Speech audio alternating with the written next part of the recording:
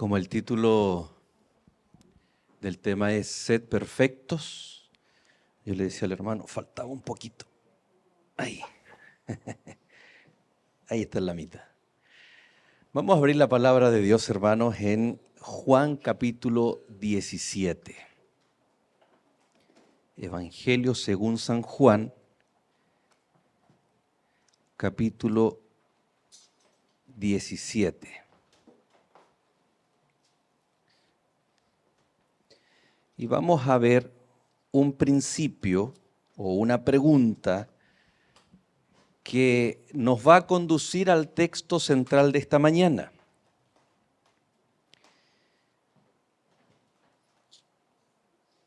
Verso 21.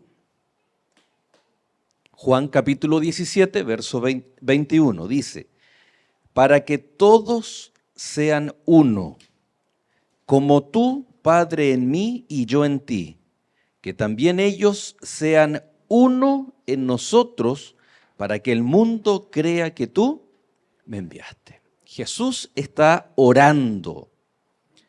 En esta oración íntima con el Padre,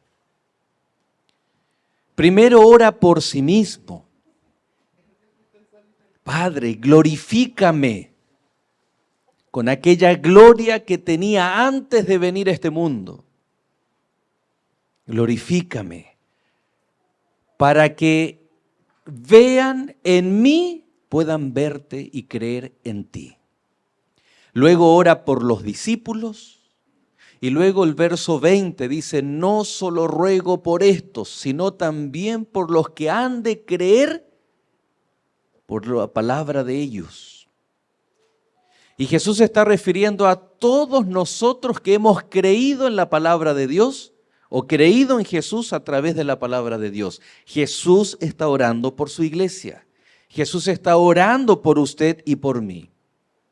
Y en una forma de ruego, Jesús le dice al Padre, te ruego que ellos sean uno, que sean unidos. Y luego el Señor da un ejemplo extraordinario y dice, así como tú, oh Padre, y yo somos uno. O sea, Jesús está poniendo el parámetro, la meta, el objetivo a alcanzar en cuanto a la unidad.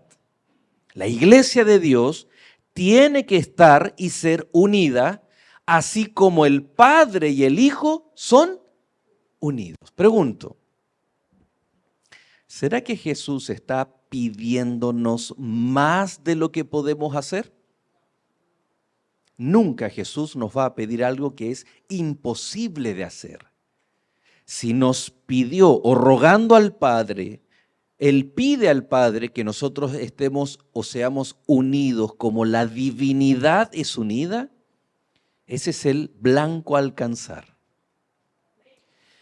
El texto bíblico de Mateo 5:48 que fue leído, vamos a Mateo capítulo 5, verso 48. La pregunta es, ¿será que Jesús nos está pidiendo algo que es imposible de hacer para el hombre? Es más, la primera palabra del verso 48 del capítulo 5 es un imperativo. No es un ruego, no es un pedido simple con un verbo que llama a la acción, es una orden, es un imperativo.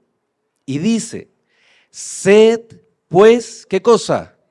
Perfectos, como vuestro Padre que está en los cielos es perfecto. Primero, una orden. Segundo, lo que el Señor está pidiendo es ser perfectos. Tercero, ¿cuál es la meta? ¿Cuál es el modelo a alcanzar? ¿Como quién?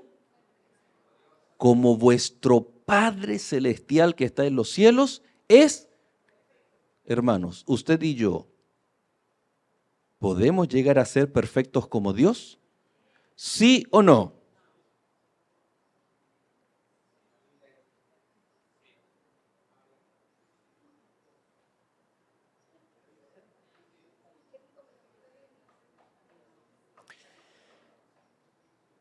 Si decimos que no, ¿cómo Jesús nos está pidiendo algo que es imposible humanamente de hacer?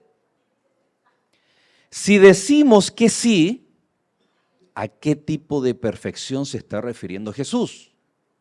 Pero lo que Él nos pide, hermanos, es, ojo que no dice, porque podría haber aplicado o puesto algún condicional temporal o un verbo en futuro.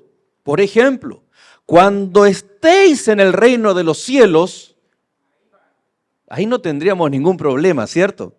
No tendríamos ningún problema o ninguna duda con el texto. Pero el imperativo es cuando, hijo, haz tu cama. ¿Y el niño cuándo debe entender que tiene que hacer su cama, su habitación? Ahora ya, right now. Y de pronto es como que el Señor con este texto nos manda a hacer nuestra habitación y nosotros somos los niños que, eso va a ser más adelante. El imperativo es ahora, sed ahora, vosotros perfectos.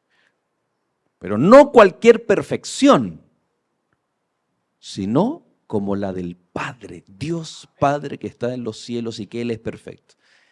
¡Wow, hermanos! Lamentablemente, este texto y otros más han conducido al pueblo cristiano e incluso adventista por caminos que Dios nunca quiso que transitáramos. Y da la idea que esto es cíclico, que en ciertas épocas se levantan autores, teólogos, movimientos, en donde piensan que este texto y otras cosas que Dios está pidiendo es perfección moral. Y el perfeccionismo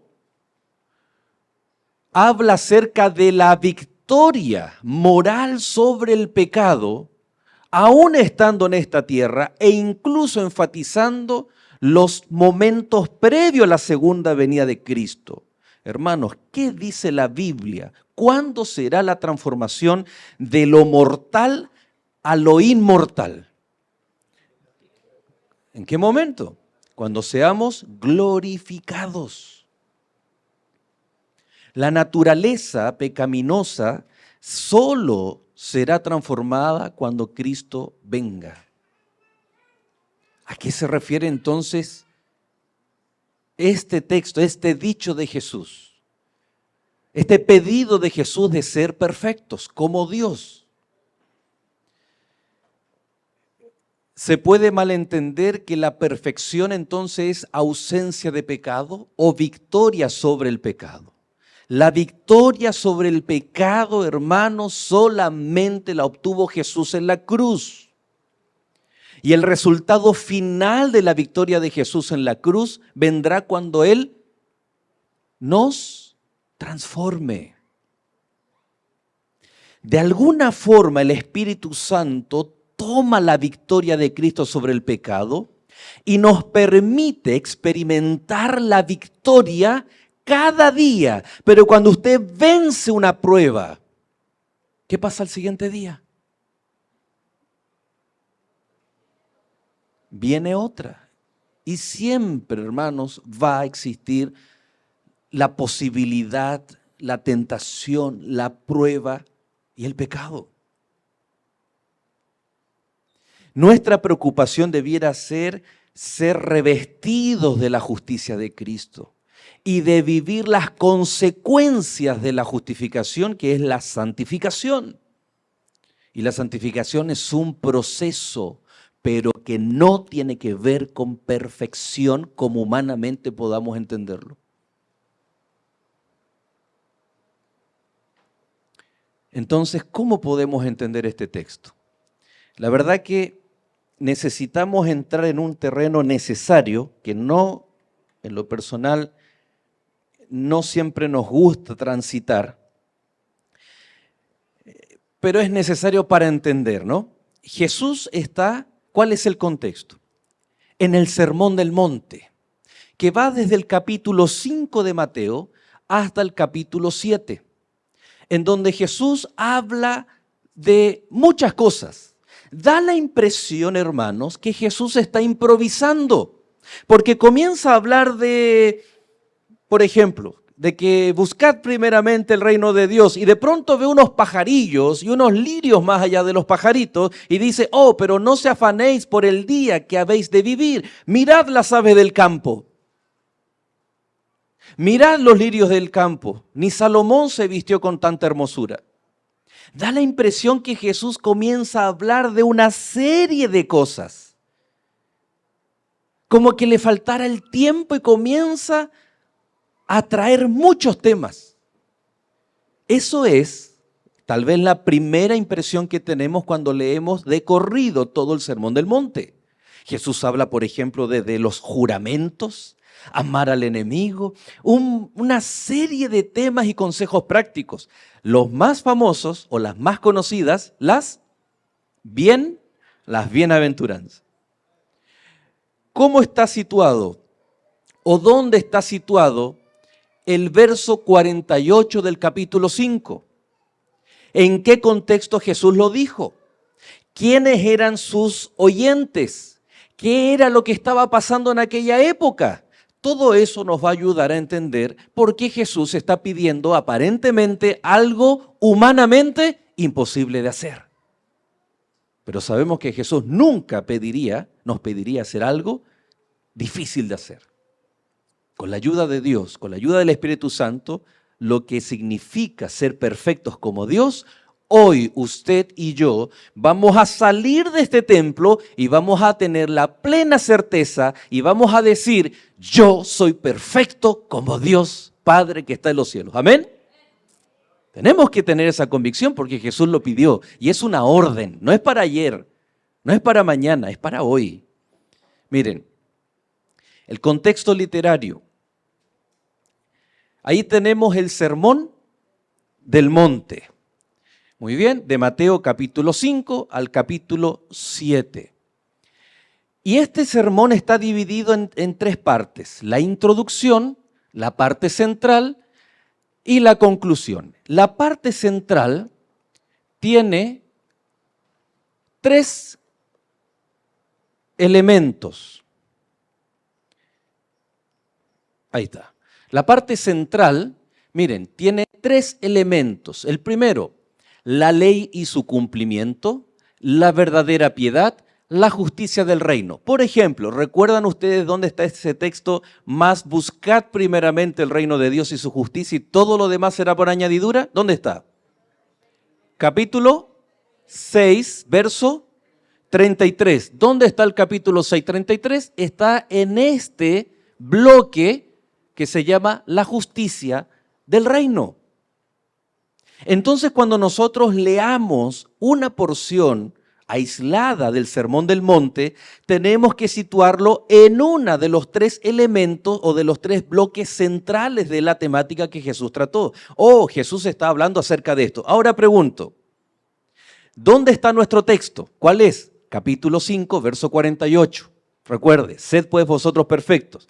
¿Dónde está? ¿En qué parte? Miren, está finalizando la parte de la ley y su cumplimiento. Ojo. Entonces, ¿qué es lo que Jesús nos está pidiendo? Ser perfecto como Dios es perfecto. Pero ¿cuál es la temática? ¿De qué cosa? La ley y su cumplimiento. ¿A quiénes Jesús le estabas hablando? Ya vamos a ir para allá. Eso es muy, muy importante.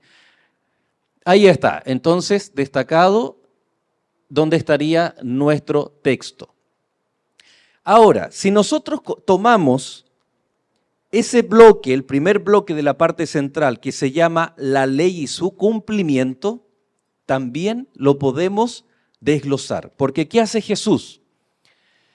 Primero, Jesús habla acerca de los rabinos.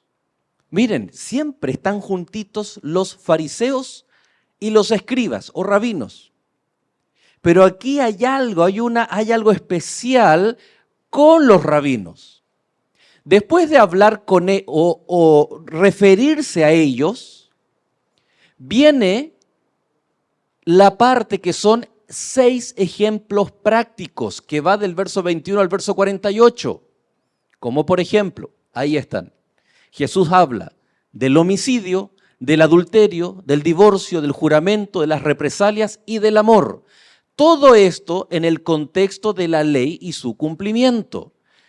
Estas personas, llamados escribas o rabinos, tenían mucho que ver con la ley y el cumplimiento, cómo se cumplía en aquella época.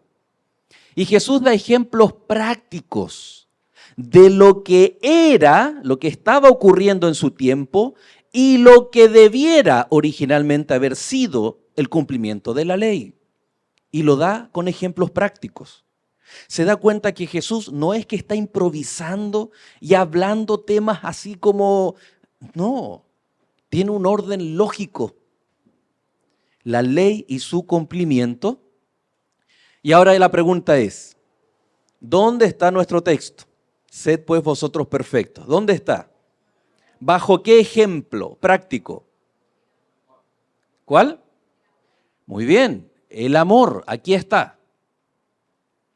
Entonces uno se pregunta, ¿qué tiene que ver la perfección con el amor? ¿A qué se refiere Jesús con eso? ¿Ok? Entonces, ahora ya llegamos, esto es como los microscopios, ¿no? Que van de más a menos. Ya llegamos a Mateo 5:48. Y aquí nosotros podemos ver que el contexto literario entonces es la ley y su cumplimiento, y el contexto inmediato es que Jesús está dando a partir del verso 43 al 48 ejemplos acerca de el amor. Y ya vamos a ir a la Biblia a leer, ¿ya? Y ahí está ilustrado cómo está el contexto mayor, que aquí sería la ley y su cumplimiento, y uno de los 6, o el último ejemplo, que es el amor, y termina el ejemplo dando una orden, un imperativo de ser perfecto como Dios es perfecto. ¿Ok? Muy bien.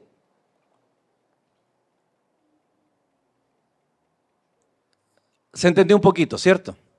El capítulo 5 al capítulo 7 es todo el Sermón del Monte, el cual tiene 3 grandes temas: la ley y su cumplimiento.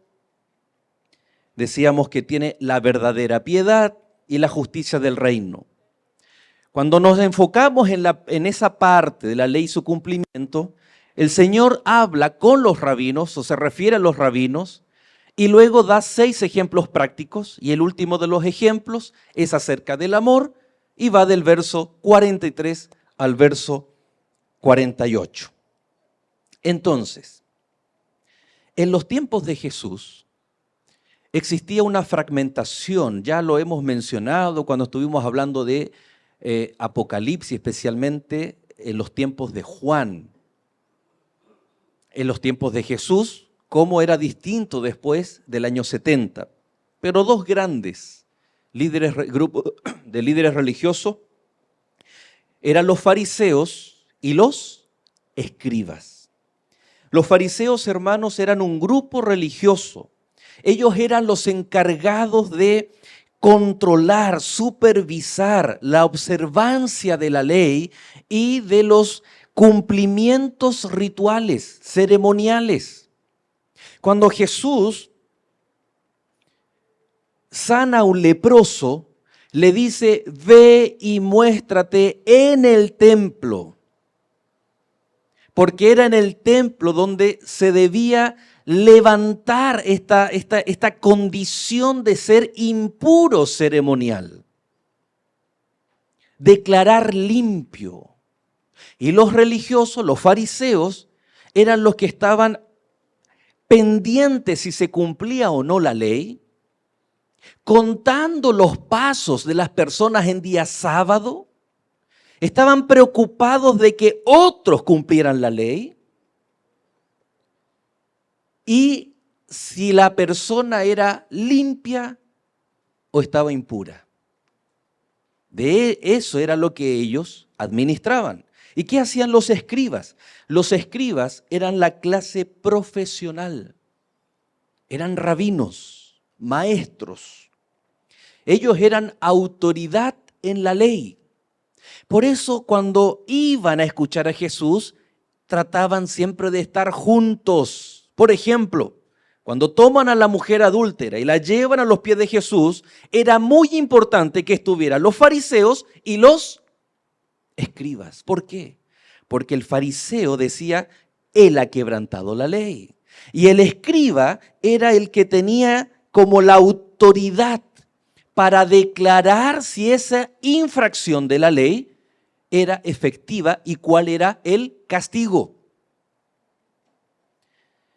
Ellos tenían los escribas una función triple: preservación de la ley, enseñanza de la ley y la administración de la ley, es decir, cómo aplicar la ley. Es como que el fariseo era el policía y el escriba era el juez. ¿Se entiende, no? Uno es el que fiscaliza y el otro es el que aplica la condena. 3 funciones de los escribas. Uno de pronto los tilda como todo negativo, ¿no? En ellos. Preservación. Era la clase religiosa en donde había un grupo de ellos llamado los masoretas, que tomaban los rollos de la palabra de Dios y comenzaban a copiarlo.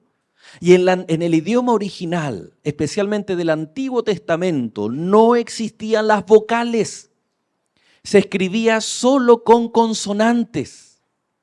Y era muy fácil equivocarse. Y ahí es donde estaba el Espíritu Santo, guiando a los masoretas para que ellos no se equivocasen. Y si había no error humano, pero una diferencia de significado, dentro del contexto estuviese clarito de qué se tratara. El otro día yo estaba en una junta de iglesia, ¿no? Estaba leyendo un punto y decía con respecto al uniforme de conquistadores, decía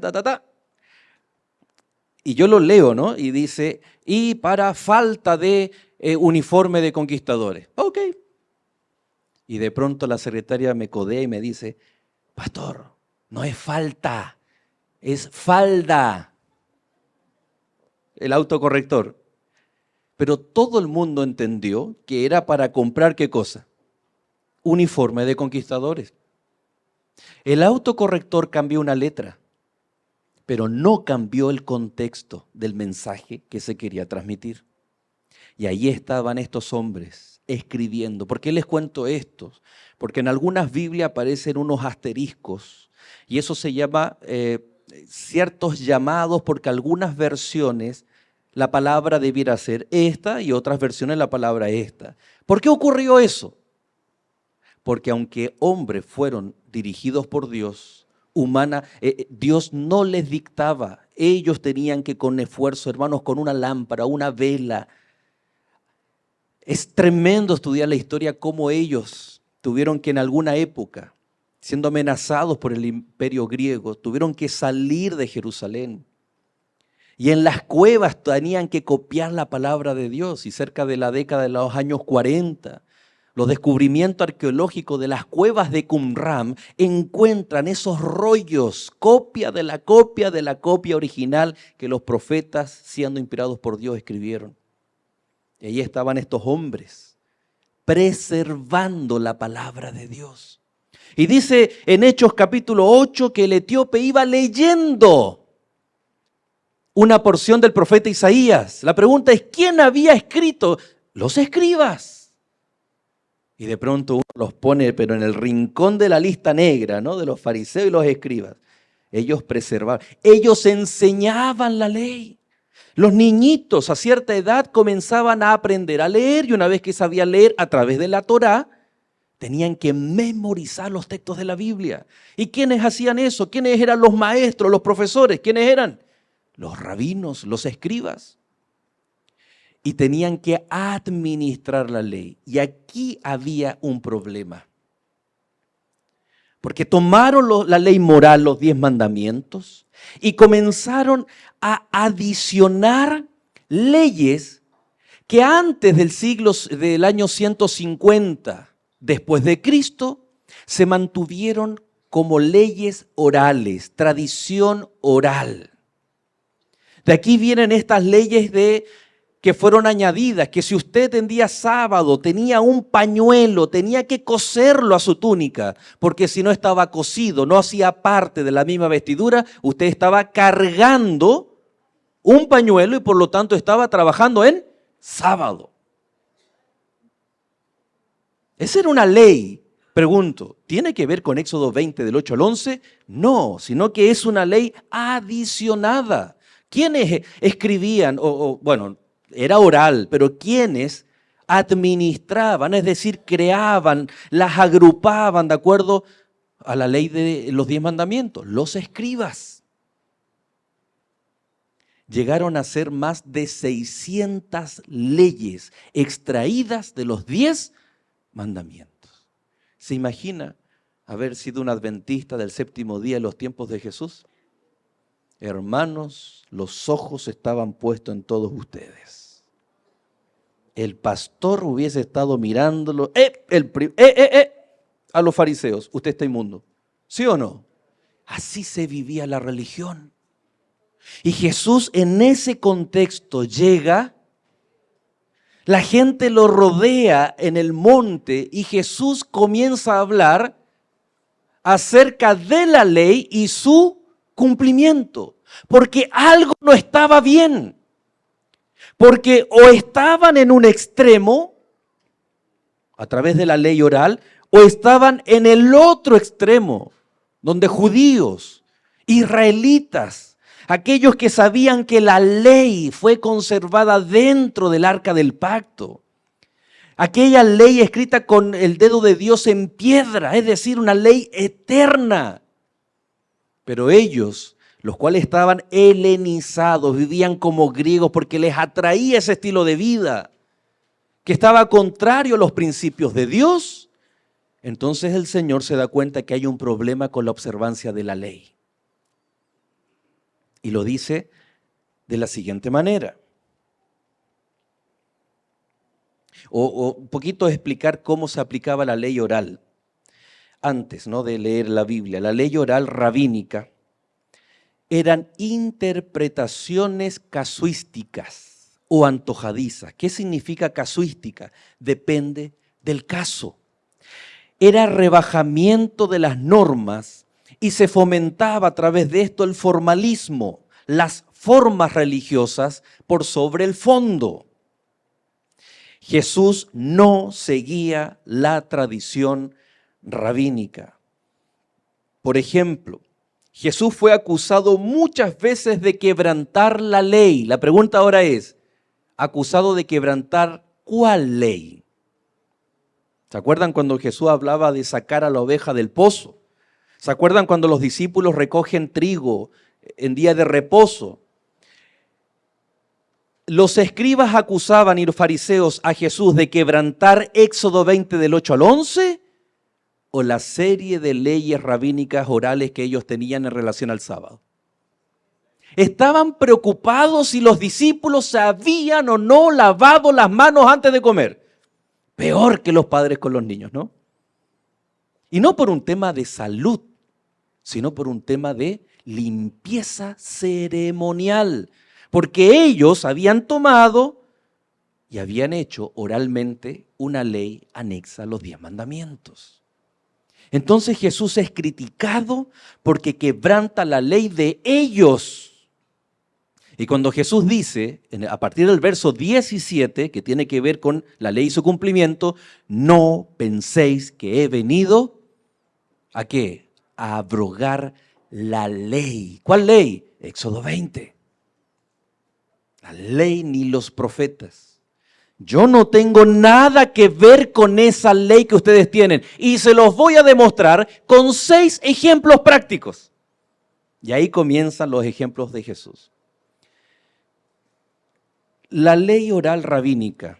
Si un día yo llegaba a casa, hermanos, cansado, y a mi esposa se le quemaban las pupusas, o la harina del taco de la masa estaba salada. Este ejemplo yo lo di en Berry y no me resultó porque habían varios ecuatorianos, ¿no? Pero en Chile lo peor que puede pasar es que se queme el arroz. Es un insulto incluso. Shh. Y así, hermano, estábamos. Llegó mi esposa. En Chile se quema el arroz, hermano, y hay que botarlo. En Ecuador, lo más rico de la olla, ¿qué es? ¿Cómo le llaman? ¿Coscón?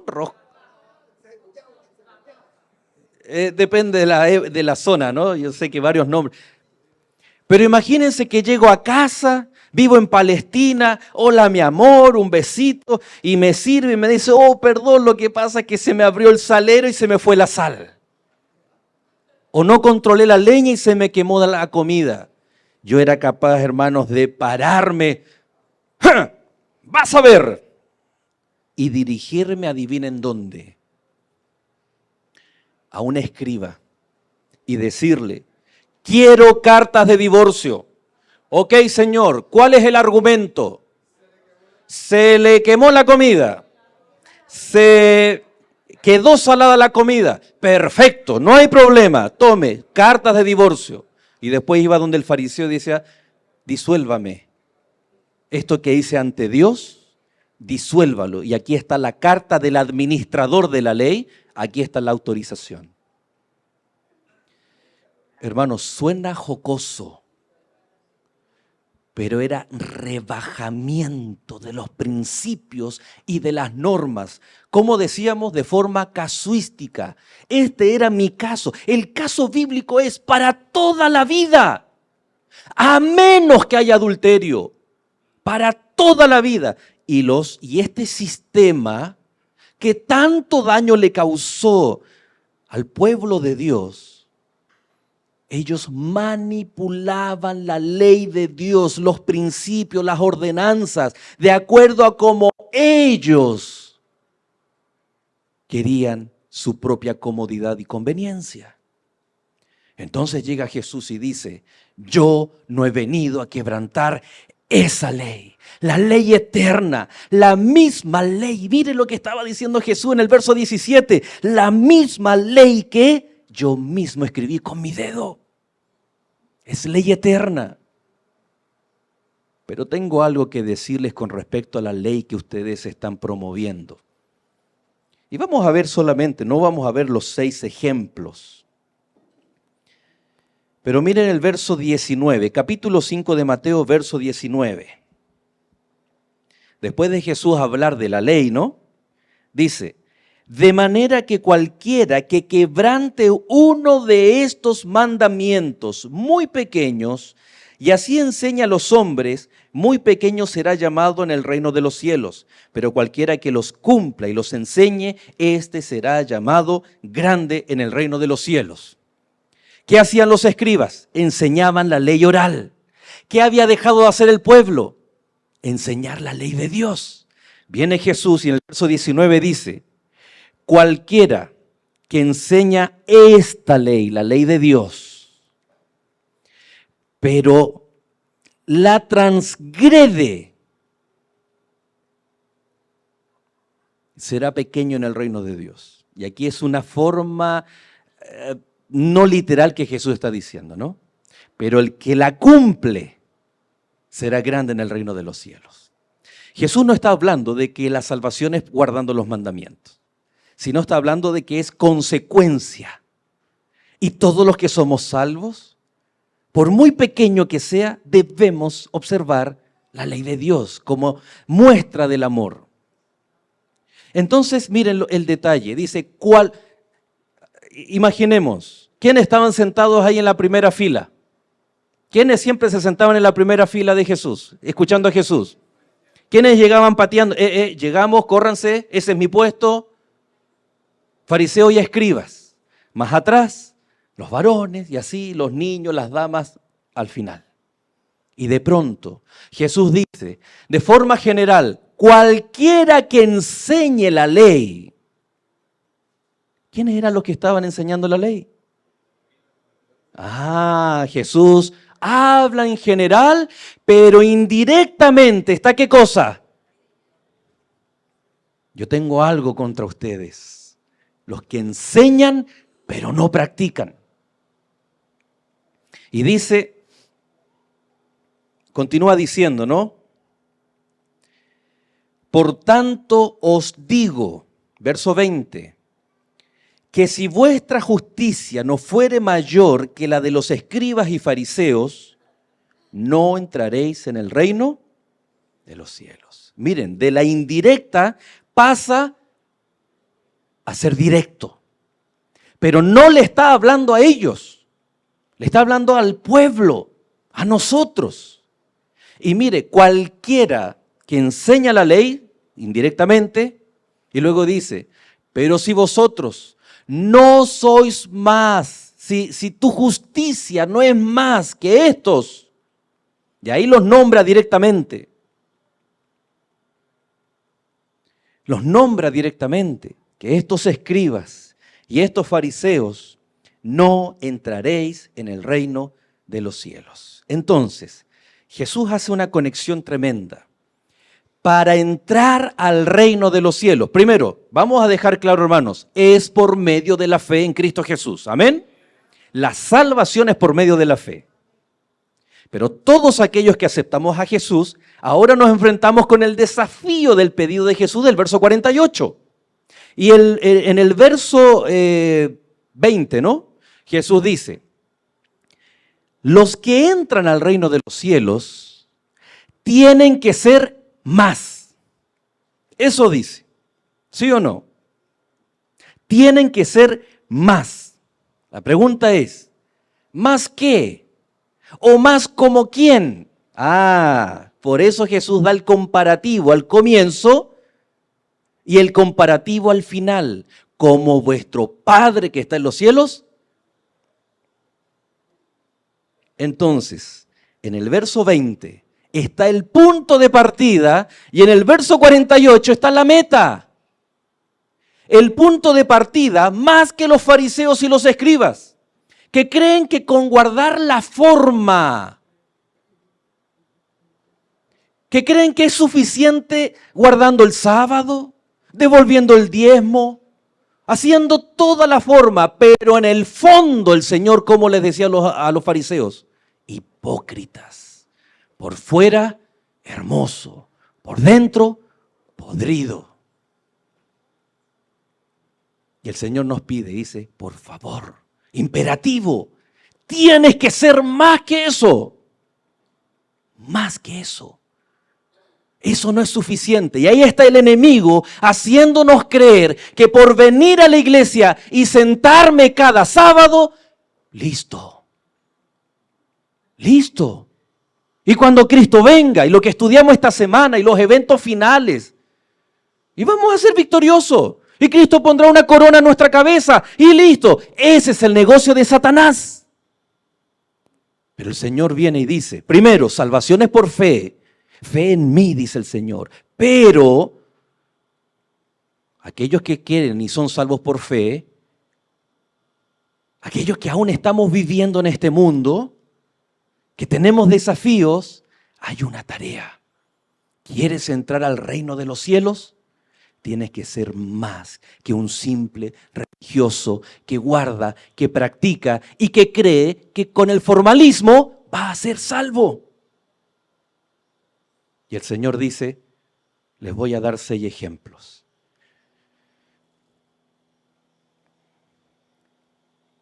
Fíjense que en los ejemplos, por ejemplo el verso 21, Jesús dice, oísteis que fue dicho a los antiguos. Cuando Jesús dice oísteis es porque está refiriéndose a la ley oral, aquella que fue escrita después y se pasó a llamar la Mishnah. Pero que los tiempos de Jesús era oral. Mire el verso 27. Oísteis que fue dicho. Verso 31. También fue dicho. Verso 33. Además habéis oído. Verso 38. oísteis que fue dicho. Verso 43, oísteis que fue dicho. Es decir, Jesús está citando, ¿qué cosa? La ley rabínica. Y el Señor contrasta y luego dice, mas yo os digo, ¿y qué cita Jesús? La Biblia, escrito está. ¿Ok? Y esto se repite, hermanos, cada vez, recuerde esto, que usted lea en los evangelios que Jesús dice, ¿no habéis leído? ¿Habéis oído? Jesús está contrastando lo que estos líderes religiosos estaban llevando al pueblo a creer y lo que realmente ellos debieran cumplir y leer, la palabra de Dios. Ya algo conversamos, mire el verso 31, ¿no? Dice, también fue dicho a través de la ley oral, cualquiera que repudia a su mujer, dele cartas de divorcio, el ejemplo que poníamos, ¿no? ¿Dice eso la palabra de Dios? No. En Levítico hay una concesión de parte de Dios para el divorcio. Y la única concesión es el adulterio. Es decir, la única causa bíblica de divorcio en la palabra de Dios es el adulterio. Cuando se llega al divorcio y no es por causal bíblica, no es apoyada o autorizada por la palabra de Dios, menos por la iglesia. Y fíjense que el Señor en el verso 32 dice, pero yo os digo que el que repudia a su mujer a no ser por causa de fornicación, hace que ella adultere, y el que se casa con la repudiada comete adulterio. La diferencia, ustedes habéis oído, ¿de parte de quién? Ya sabemos de quién, ¿no? De los escribas. Anda, dale carta de divorcio por cualquier motivo. Mas yo os digo que la única forma es a través de la fornicación o adulterio. A eso Jesús se refiere en el Sermón del Monte. Vamos a lo nuestro, al verso 48. Pero vamos a ir al verso 43. El último ejemplo que tiene que ver con amor. Dice, oísteis que fue dicho, amarás a tu prójimo y odiarás a tu enemigo. Mire lo que decía la ley oral. Ama a tu amigo, pero a tu enemigo, ódialo.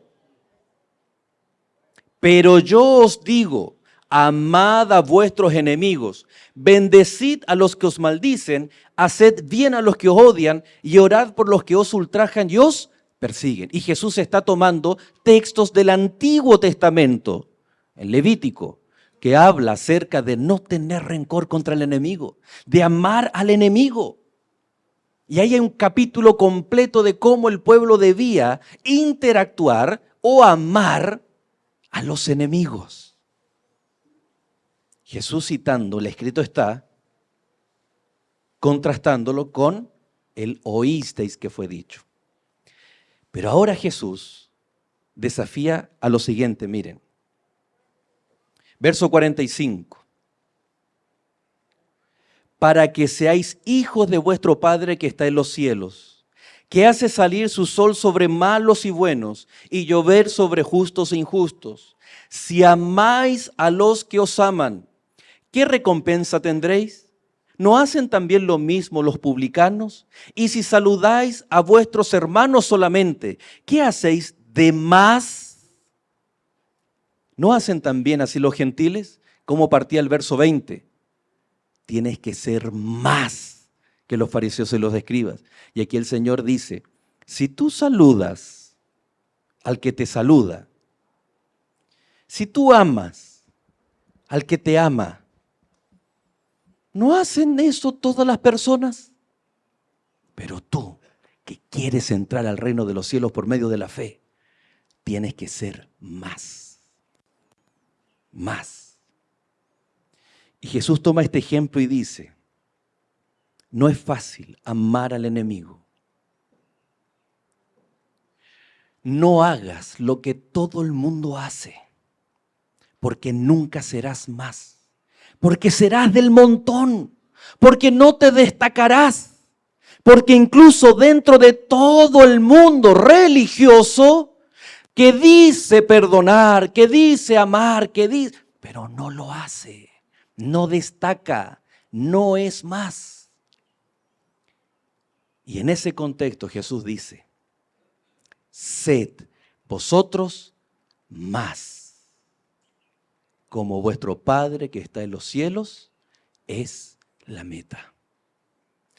Es decir, hermanos, Jesús nunca nos está pidiendo dejar de pecar, porque Él sabe que nuestra naturaleza, por más que clamemos, por más, la naturaleza pecaminosa será transformada el día de la glorificación cuando Cristo venga. Lo que sí nos está pidiendo es que el extremo al cual llegaron los judíos, de transformar la ley en un formalismo, o el otro extremo de probablemente tener un póster de la ley de Dios, pero vivir como griego. El Señor nos dice, mantente en el equilibrio. Vas a seguir pecando hasta que yo vuelva. Pero es, por ejemplo, si alguien dice, oh, mi amor, me voy a comprar un carro nuevo. Oh, sí, pero cómprate uno, no sé si resistente o más barato. Sí, lo que pasa es que yo no quiero respetar las leyes, por lo tanto tengo que comprarme un carro que el seguro sea barato porque lo voy a chocar por todos lados. ¿Alguien piensa así? ¿Y por qué lo hacemos con la ley de Dios? La ley de Dios existe para cuando diga pare, usted pare y cuente, ¿cómo es? One Mississippi. Hay que parar aquí en Canadá. Y hay que parar, hermanos. Porque la ley así lo dice y la ley me protege. Y cada vez, por ejemplo, yo no debería decir esto, es un mal ejemplo, pero ya tengo 2 tickets. Lo bueno que son de parking, creo que ya pregunté y no afecta mucho, ¿no? Afecta el bolsillo. Adivinen ahora cuando yo me estaciono, ¿qué aprendí? ¿Sí o no? A la tercera tuvo que ser. Para eso es la ley. La ley de Dios, hermanos, nos ayuda para que nuestro carro no se machuque. Nos protege para no dañarnos. Cuando yo violo el 4.º mandamiento o cualquiera de la ley de Dios, el único perjudicado soy yo. Y la ley de Dios, hermanos, es para amarla, es para cuidarla, es para vivirla.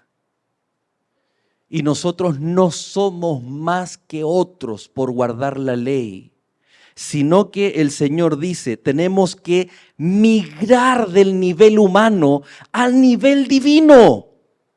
Y no con respecto a la esencia de Dios, que es santidad y purificación, ausencia de pecado. En ese ejemplo del amor, el Señor nos dice, tienes que amar como Dios ama. Tienes que perdonar como Dios perdona. Ahí recién nosotros vamos a estar guardando la ley. Cuando guardamos, por ejemplo, el sábado, tenemos que hacerlo como Jesús lo hacía. No como los fariseos y los escribas estaban ahí, con un radar, preocupados de quién guardaba o no el sábado. A eso vino Jesús, a decirnos, por favor, sean como Dios. No en su esencia, en su naturaleza. Cuando estemos en el reino de los cielos vamos a compartir la naturaleza de Dios. Pero ahora nuestra naturaleza es pecaminosa.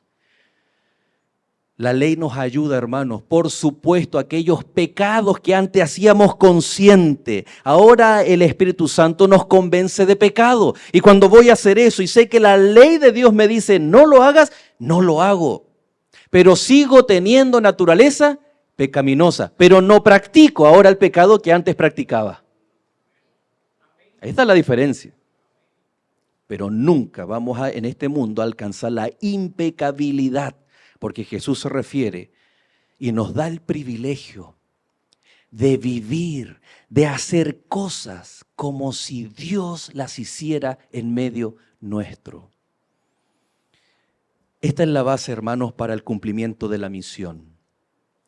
La misión es amar a nuestros amigos, a nuestros enemigos. Dice ahí, si tú saludas a tus amigos, si tú la pasas bien con tus amigos, pero no vas contra aquellos incluso que te hacen daño, si no los amas a ellos también, ¿qué diferencia hay con el resto? Oramos, Padre, perdónanos. Clamamos el perdón por nuestras faltas. Pero cuando no estamos dispuestos a perdonar a otros, entonces, ¿de qué nos sirve? Jesús nos está dando la pauta para ser como Dios. ¿Pero en qué sentido? Para perdonar, hermanos, aunque grande haya sido el daño que nos hayan hecho. Ir y perdonar. Pero no ese perdón, te perdono, pero no me olvido, en algún momento me las vas a pagar. O Dios es grande. Miren las frases que usamos, hermanos, qué terrible. Dios es grande y se va a encargar de ti. En algún momento te va a llegar. Eso no es de Dios. Eso es de Satanás. Y Dios quiere que nosotros seamos como el Padre Celestial. Jesús nunca nos pidió algo difícil de cumplir, sino que nos pide salgamos de cómo el mundo piensa, de cómo las personas, esta cultura siente, de cómo las personas viven. Salgamos de ese estado y hagámoslo ahora en un estado como Dios lo haría. Si alcanzamos eso, ¿saben qué palabra eligió Jesús? Perfección. Es decir, telos en griego, logro alcanzado, meta cumplida, se ha alcanzado, pero no se ha completado por el todo. ¿Qué hay después de eso? Más tarea, más metas a alcanzar. Esa es la perfección que Cristo nos está pidiendo, pero nunca estar estancado. Si estamos estancados en el nivel humano, no somos más que los fariseos y los escribas. Y el Señor nos invita a salir de ese nivel y ser como Dios. El parámetro es Dios. Para alcanzar esas metas que humanamente parecen difíciles, pero que sin duda alguna, con el Santo Espíritu de Dios, podemos alcanzarlo. Podemos alcanzar. Amemos a nuestra esposa. Hermanas, ame a su esposo con el amor de Dios. Esa es la meta. Ame a sus hijos, eduque a sus hijos como Dios lo haría. Vamos a hacer obra misionera, vamos a testificar en nuestros trabajos, en nuestros lugares donde estamos, como Dios. Ese es el parámetro. Porque si yo me pregunto, ¿no?, en una empresa, en un trabajo ahí, la gente dice, él es distinto. Y no es solamente porque el sábado no vamos a trabajar, porque estamos acá. Es porque nosotros tenemos actitudes como si Cristo Jesús estuviese con ese casco, con esa ropa de trabajo, en esa bodega, en esa empresa, en ese trabajo. Esa es la invitación. Sed como Cristo Jesús. Seamos como Jesús, pensemos como Él. Miremos, hermanos, los problemas, los desafíos. Automáticamente se va a alejar la crítica. Automáticamente vamos a ver el vaso medio lleno. Automáticamente vamos a darle gracias a Dios por todo lo que tenemos, por todo lo que nos ha dado. Automáticamente nuestra fidelidad va a aumentar. Y la iglesia que ya ha sido bendecida, hermanos, va a terminar la obra en esta tierra. Yo voy a terminar en esta hora, pero tuvimos una linda conversación con nuestro presidente de la conferencia. Y este jueves vamos a tener junta y vamos a conversar y vamos a dialogar y vamos a soñar. Y en los próximos sábados, hermanos, vamos a traerles noticias. Pero la iglesia de Betel, Dios tiene grandes planes para nosotros. Pero si nosotros seguimos en ese nivel así de no creerle a Dios, entonces ¿para qué estamos acá? Estamos haciendo del formalismo el todo en nuestra vida, cuando tenemos que despegar. Porque Dios está con nosotros. Porque Dios tiene grandes planes para su iglesia. Porque Dios necesita personas que vengan acá, personas que están necesitadas, que tal vez nos ven en las redes sociales y que hoy Aarón nos ha dado el ejemplo. ¡Qué maravilla, hermanos! Ahí están, cerquita de nosotros. Hay personas aquí en el barrio. Hay personas en nuestro barrio. Alguien dice, oh, la cultura, no es difícil, hermanos. No es difícil. Hasta cuando usted se equivoca con la basura, los vecinos hablan con usted. Y ahí uno tiene que ser como Jesús, ¿sí o no? Nada de, ¿qué me va? A nosotros nos pasó una vez, oh, esa basura aquí, no. Esa es la forma, hermanos. Equivoquémonos. Usemos el patio del vecino y pongamos ahí. Y el vecino va a salir, vecino! Oh, perdón, disculpe. Oh, sí, no, es que la verdad que... Y ahí usted va a hablar, a testificar, a ser amigo. Vecino, ¿se acuerda lo de la basura? Oh, sí, olvídalo, no fue nada. Oh, quería pedirle disculpa y le traigo un pancito chileno. ¿Cómo se llama eso? Evangelismo. Discipulado. Hermanos, mucha gente está esperando, está necesitando. Usted vive en Toronto porque ha sido llamado a traer personas a los pies de Cristo. Personas, hermanos, que todo el resto piensa que es difícil evangelizar, pero no es difícil evangelizar. ¿Qué tenemos que hacer? Salir del área de confort. ¿Cuál es nuestra meta? Como Dios. Esa es la meta. ¿Difícil o no? Pregunto, hermanos. Sed pues vosotros perfectos como nuestro Padre Celestial que está en los cielos es perfecto. Pregunto, ¿puedo ver las manos de los que dicen yo quiero ser como Dios? No en naturaleza, porque eso es imposible, porque somos pecadores. Pero sí en la forma de mirar a mi prójimo, en la forma de mirarnos entre hermanos, en la forma en que yo quiero llevar mi cristianismo. Yo quiero ser como Dios. ¿Puedo ver las manos, hermanos? Por lo tanto, que nadie tenga duda que usted es perfecto en Cristo Jesús. Que Dios nos bendiga, hermanos.